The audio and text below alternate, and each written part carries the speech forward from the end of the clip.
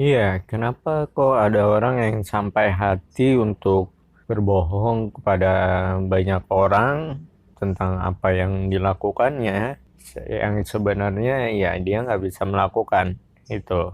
Dia mengatakan atau mengaku punya ini, ternyata nggak punya, bukan punya dia.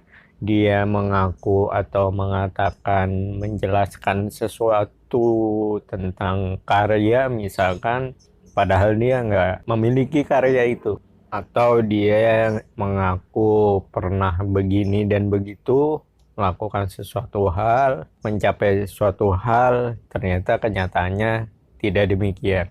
Nah, ini kan suatu kebohongan. Nah, kenapa ada orang-orang yang sampai mau berbohong besar seperti itu? Jadi, kita harus tahu dulu ya, dasarnya adalah secara manusiawi memang yang namanya manusia itu memiliki rasa senang, rasa bangga. Bangga itu sesuatu yang perasaan yang enak gitu untuk dinikmati tentunya. Bangga ketika dipuji, senang ketika dipuji. Terus ada suatu hasrat ingin diakui, pengakuan. Nah, itu manusiawi, memang manusia suka dengan hal itu dan kepancing atau terangsang untuk bisa mencapai hal itu tentunya. Ingin diakui, ingin merasa bangga, ingin dikagumi, dan lain sebagainya. Itu sifat manusiawi. Dan tetapi ingat, Islam hadir untuk mengontrol perasaan senang atau perasaan enak yang satu itu. Ini biasanya ada di akhlak ya, di bab-bab akhlak. Bahwa jangan hanya karena ingin diakui, ingin dikagumi, merasa bangga, lalu kita menghalalkan segala cara untuk mencapai hal itu. Sesuatu yang tidak pantas buat kita, tetapi kok pada akhirnya dipaksakan gitu ya untuk menjadi seolah-olah pantas. Ya, ini kan namanya penyakit ya, penyakit apa? Penyakit hati atau penyakit kejiwaan mungkin bahkan ya.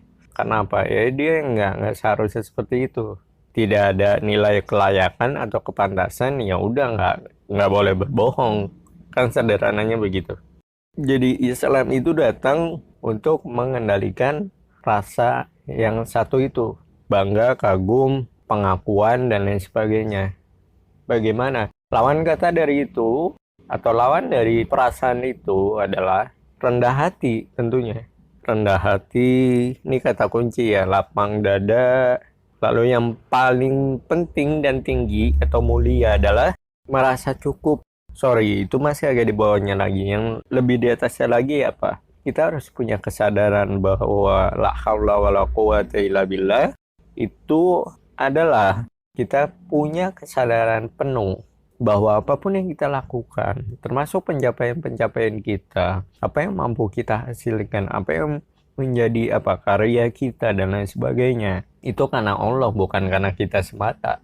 Itu bagaimana mungkin seorang anak manusia umur 20-an tahun, 30-an tahun, 40-an tahun, 50-an tahun menghasilkan sesuatu, mencapai sesuatu, padahal dia sadar dengan mutlak bahwa dulu dia nggak bisa apa-apa.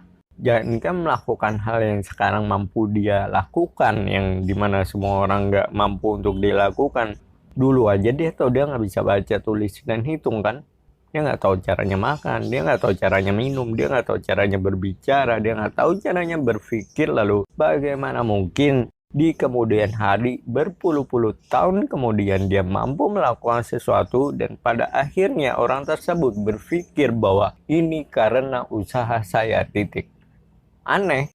Ya ini fatalnya orang kalau nggak punya iman, orang nggak menjadikan Tuhan atau Allah sebagai sandaran hidup, yaitu ajaran Islam yang benar. Kenapa? Karena mereka akan merasa bangga, mereka akan kagum akan dirinya sendiri, karena mereka berpikir, oh gue bisa ngelakuin ini dan itu, membuat ini dan itu, karya ini dan itu, ya karena hasil usaha gue sendiri gitu. Iya, secara teknis itu benar. Tetapi pada hakikatnya Allah yang memampukan itu. Kan tidak segala sesuatunya tahu-tahu jadi, tahu-tahu ada, tahu-tahu berhasil, nggak ada, semua ada proses. Dan kalau mau ditarik sampai akarnya, ya dia nggak punya daya dan upaya apapun. Yang tadi gue bilang barusan, dia nggak bisa baca, nggak bisa tulis, nggak bisa hitung, lalu di kemudian hari dia bisa jadi ilmuwan yang besar, bisa menjadi seorang profesor dan lain sebagainya. Lalu dia berpikir bahwa ini semua hasil usahanya dia. Lalu sampai mengakui bahwa Tuhan itu tidak ada. Nah, ini kebodohan yang nyata. Kenapa? Ketika orang sudah masuk kepada taraf ilmu yang tinggi, maka bukan berarti dia lewat dari ujian hidup. Karena setan mengganggu, menggoda, menyesatkan manusia, itu nggak pandang bulu. Nggak pandang bulu, mau orang bodoh, pinter, tua, muda, laki-laki, perempuan. Mau yang rajin ibadah atau yang nggak pernah ibadah, itu tetap kena godaan setan. Hingga tingkatannya, jenis kesesatannya, jenis maksiatnya yang beda-beda. Jadi kita harus sadar ini, bahwa kita punya musuh yang nyata. Sehingga apa? Sampai orang bisa tergelincir sejauh itu. Padahal secara teknis, IQ pintar. Iya pintar, cerdas, jenius. Tapi lihat bagaimana cara Allah menghinakan orang-orang yang... Nah ini pembahasannya. Banyak manusia dengan otaknya, dengan akalnya, dengan pikirannya. Itu istilahnya playing God. Artinya apa? Mereka seolah-olah nih berperan sebagai Tuhan. Ketika dia menyadari bahwa dia pintar, mereka ordinary, nggak ada yang bisa melakukan kecuali dia, begitu. Nggak ada yang tahu kecuali dia. Dan ketika dia melakukan doing something great, doing something good, dan dia merasa eksklusif, lalu yaitu pada puncaknya dengan mengatakan Tuhan nggak ada, nggak percaya ajaran agama, dan lain sebagainya. Terkena fitnah dari ilmu atau kecerdasan yang dia miliki. Jadi orang bodoh itu ya karena memang basically ibarat kata ya IQ-nya rendah, sehingga tidak mampu berpikir advance, tetapi bukan berarti dia tidak mampu untuk menjalani atau memahami ajaran Islam yang benar. Dan juga apa? Ada orang bodoh justru karena kejeniusannya.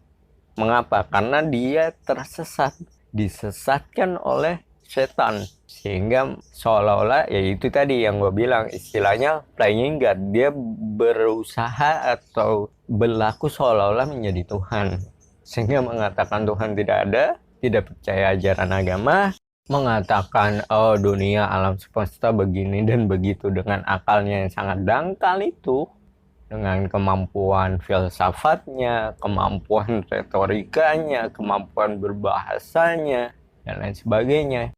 Yang dimana di Islam itu semua nggak diterima. Kenapa? Karena Islam ini ajaran Tuhan, ajaran wahyu. Beda dengan filsafat. Kalaulah filsafat benar diterima di dalam Islam, maka pertanyaan paling dasar adalah mau otaknya siapa, mau akalnya siapa, mau pikirannya siapa yang bisa dijadikan sebagai standarisasi.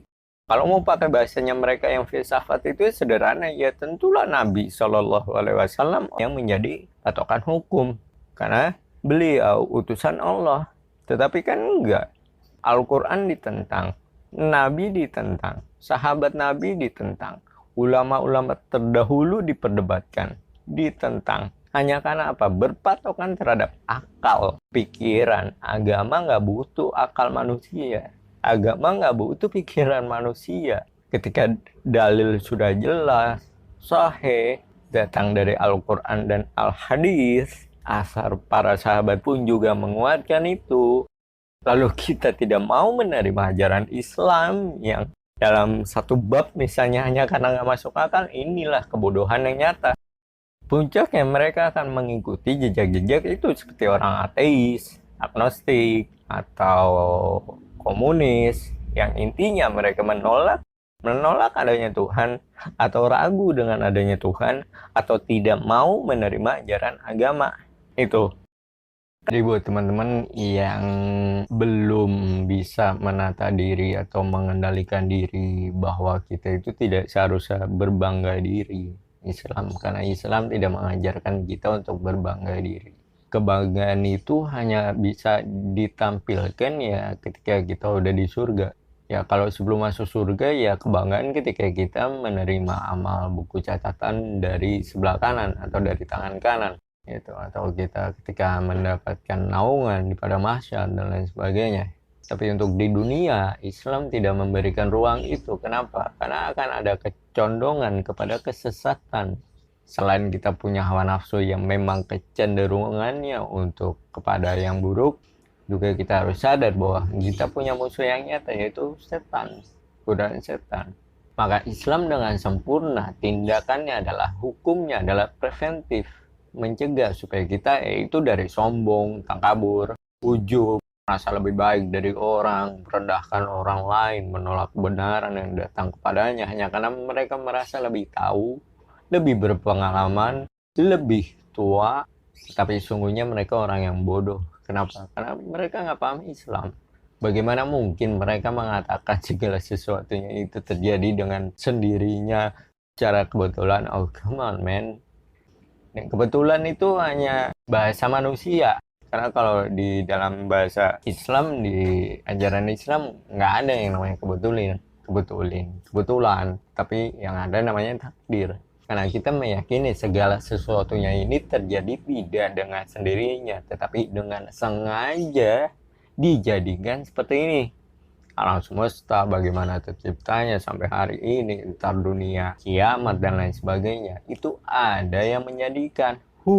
Siapa? Allah Jalla wa'ala. Akal mana yang bisa terima sebenarnya kalau mereka mengaku akalnya sehat dengan filsafatnya itu, sehingga mereka menjadi ateis atau agnostik dan komunis, sehingga mengatakan Tuhan itu tidak ada, atau mereka ragu dengan keberadaan Tuhan hanya karena tidak bisa dilihat. Lalu mereka lebih mempercayai bahwa segala sesuatunya itu datang dengan secara kebetulan atau dengan sendirinya. Kan aneh, nggak ada akal sehat yang bisa terima ini. Tapi menjelang hari kiamat, fitnahnya memang besar, sehingga orang yang paling banyak ngomong teriak-teriak tentang akal sehat, justru mereka lah orang-orang yang akalnya bodoh, sakit, bahkan lumpuh dan mati. Sehingga nampak bodohnya dia dari perspektif ajaran Islam yang benar. Bagi umumnya manusia yang nggak tahu ajaran Islam, nggak paham ajaran Islam, pasti akan bangga dan kagum dengan orang-orang seperti itu. Hanya karena dianggap jenius, padahal hanya pintar ngomong aja. Dengan retorikanya, karena kemampuan berbahasanya memang tinggi, kosakatanya banyak. Tapi sungguhnya orang-orang seperti itu ya orang-orang yang bodoh di mata Islam. Makanya ilmu filsafat itu nggak bisa diterima di dalam ajaran Islam. Kenapa? Karena Islam tidak butuh otak elu, manusia, untuk menjadikan nilai ketaatan ada pada elu. Itu. Kenapa? Ya Islam ajaran Tuhan, bukan ajaran manusia. Bagaimana mungkin lu menyamakan diri lu yang diciptakan dengan Tuhan yang menciptakan lu? Kalaulah memang mereka itu benar dengan akal, pikiran, dan otaknya, tanya pada mereka sendiri, mengapa mereka menolak ajaran Tuhan? Mereka menolak akan keberadaan Allah, akan keberadaan Tuhan yang sebenarnya hanya karena nggak bisa dilihat. Tanya ke mereka, mengapa mereka menolak itu? Dan pasti jawabannya ribet. Ingat ya, Islam itu rahmatan lil alamin, rahmat bagi seluruh alam. Artinya apa? Mengandung sifat bahwa ya mudah untuk diterima, bukan agama eksklusif. Islam itu yang cuma sebagian kalangan, kalau yang IQ-nya jongkok, rendah, nggak bisa paham Islam, nggak begitu. So buat teman-teman, jangan jadi orang bodoh tapi terlihat pintar.